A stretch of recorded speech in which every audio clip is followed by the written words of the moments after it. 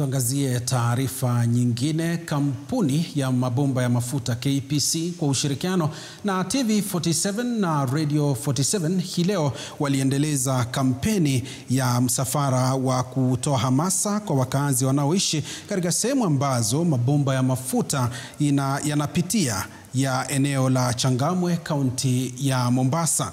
Wakazi wanaokaa katika ardhi ya kampuni hiyo wameombwa kuanza kuhama, kwani miradi ya maendeleo yafaa kuanzishwa chini ya muda usiokuwa mrefu.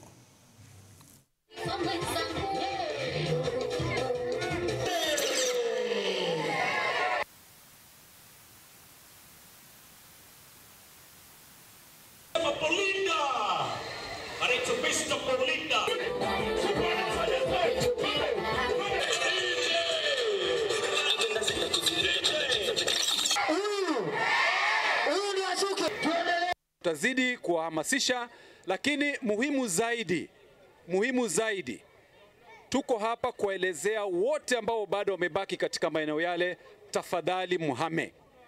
Tafadhali muondoshe buildings zenu ambazo umeweka pale, majumba ambayo umeweka pale, tafadhali muziondoe.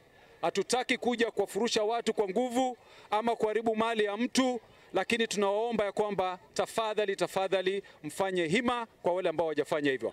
Unawaambia wale watu hata wale pande ile. Unaona wale wako pande ile? Na kuna mtu wako wako huko na wewe uko hapa. Umwambie make sure yeye ameondoka kwa wili areas. Aondoke kama ni kesho ama kesho kutwa. Pipe zinapita na chini. Hizo pipe ni hatari kwa wananchi.